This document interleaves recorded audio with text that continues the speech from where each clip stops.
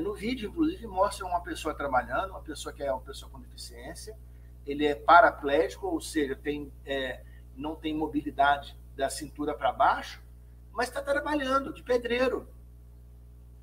Então, mesmo que uma pessoa seja uma pessoa com deficiência, isso não quer dizer que ele esteja incapacitado para o trabalho.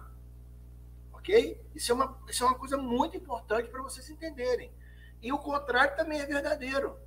Né? Ou seja, não são todas as pessoas que estão incapacitadas para o trabalho que são pessoas com deficiência. Então, isso precisa ser muito bem entendido por vocês que estão aí ouvindo, por médicos, por peritos do INSS, por peritos do serviço público, e por aí vai. Para quê? Para que se identifique exatamente, falando sobre saúde, exatamente que tipo de tratamento, que tipo de assistência médica tem que ser dirigida àquela pessoa. Vou começar contando uma história minha, pessoal, tá? Eu, há um ano e alguns meses, foi maio do ano passado, maio de 22, tá? Eu tive uma crise de vesícula, mas não sabia que era vesícula, né? Pensei que era alguma outra coisa, e fui atendido, então, num hospital, que eu não vou citar o nome, para não fazer propaganda de graça para eles, porque fui muito mal atendido, vocês vão entender por quê. E fui direcionado para uma cirurgia de emergência de vesícula, para retirada da vesícula. Bom, o que aconteceu é que o problema que eu enfrentei é que a equipe médica que me atendeu não me avisou e nem avisou a minha família que eu teria que ir para a UTI depois. Eu acordei, então imagine, né? Você vai fazer uma cirurgia de emergência achando que é uma coisa simples e ninguém te fala que você vai acordar na UTI. Eu nunca tinha estado numa UTI na minha vida e acordei de fralda, cheio de coisa em minha volta, dentro de uma UTI. Então você imagina a confusão, né, na cabeça que acontece naquele momento. Eu reagi relativamente bem, porque apesar da situação eu mantive a calma, chamei alguém para me explicar o que estava acontecendo e foi difícil entender aquilo, mas eu entendi o que estava acontecendo. Bom, qual foi o problema a partir daí? O problema é que, para quem conhece uma UTI sabe disso, a UTI não é um lugar silencioso. E eu tenho deficiência auditiva. E qualquer lugar que seja um lugar que tenha muito ruído, por muito tempo, para pessoas como eu, que sou um surdo oralizado, que eu tenho surdez, mas falo, é uma agonia. Que dá uma confusão na cabeça, porque você não entende o que está acontecendo, você não entende o que as pessoas estão falando, você só ouve barulho o tempo inteiro, um barulho. E uma UTI, aquelas máquinas que ficam penduradas na gente e nos outros pacientes, aquilo fica apitando o tempo inteiro. E o que eu percebi ali, dentro da UTI? Eu percebi que, apesar de ser uma UTI, não existia nenhuma preparação, nenhuma estrutura, nada, nenhuma orientação para pessoas com deficiência, com nenhum tipo de deficiência. Então, eu quero imaginar o seguinte, né? Eu nunca trabalhei numa UTI, não desejo também trabalhar, mas eu quero imaginar que muitas pessoas com deficiência passam por ali todos os dias, né? O tempo inteiro.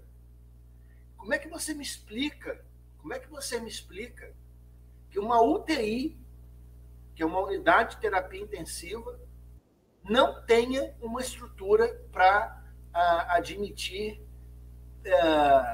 pessoas com deficiência? Me explica isso. Não tem como me imaginar uma coisa dessa.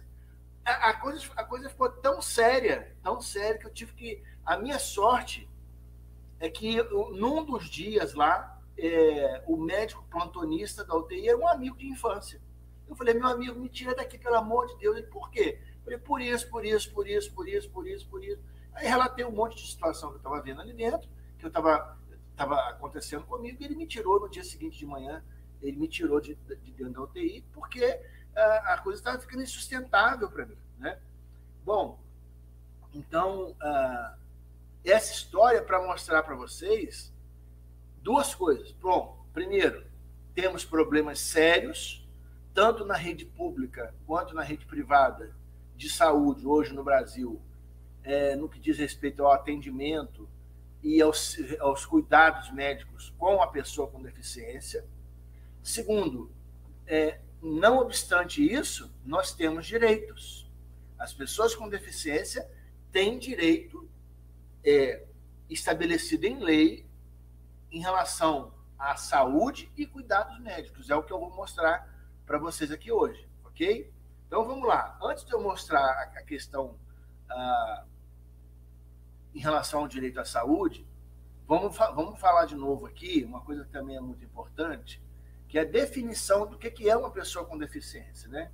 Então, o artigo 2º da LBI diz que considera-se pessoa com deficiência aquela que tem impedimento de longo prazo aí a gente entende com 2 ou mais anos, né? De natureza física, mental, intelectual ou sensorial, o qual é interação com uma ou mais barreiras. Então, por exemplo, né, a minha deficiência sensorial, que é auditiva, né, a deficiência auditiva está dentro das deficiências sensoriais, é o meu caso, há mais de 2 anos, em interação com uma ou mais barreiras. Qual foi a interação com uma ou mais barreiras? Eu estava dentro de uma UTI e lá eu vi barreiras sonoras, barreira de atendimento, da minha capacidade de entendimento do que estava sendo falado comigo pelas enfermeiras, pelos enfermeiros. O barulho que estava ali dentro, para mim, estava me incomodando, estava sendo ruim. Não era um incômodo, não estou gostando, não é isso. Estava gerando para mim um problema até emocional ali dentro. Você já está numa situação delicada, dentro de uma UTI, de fralda. Então, não é uma situação simples, né? E aí, à medida que você não tem um cuidado médico, um cuidado do hospital específico para uma pessoa com deficiência auditiva ou qualquer outro tipo de deficiência, essa recuperação vai ser comprometida. Eu não tenho a menor dúvida disso. Né? Para qualquer tipo de deficiência, né? Então, olha aí, gente, olha aí. O que acontece, né? Em interação com uma ou mais barreiras, pode obstruir a sua participação plena e efetiva na sociedade em igualdade de condições com as demais pessoas. Então, a minha situação, e você pode ver se você se encaixa aí ou não, é uma situação de deficiência auditiva, que quando eu estou em interação com uma ou mais barreiras, ela traz para mim obstruções, que na minha participação plena e efetiva na sociedade em igualdade de condições com as demais pessoas. Eu já contei isso aqui, não sei se eu contei, mas eu tenho sentido que eu tenho um percentual pequeno de audição no ouvido direito, que tem caído. Já até combinei com a minha médica para fazer um novo exame, para verificar o que está acontecendo.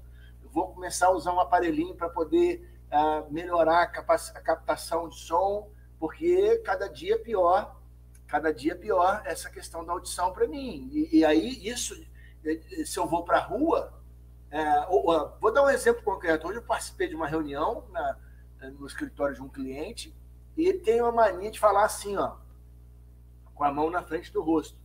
E eu faço leitura labial, pessoal. A maior parte do tempo eu faço leitura labial. E aí ele tem mania de falar assim.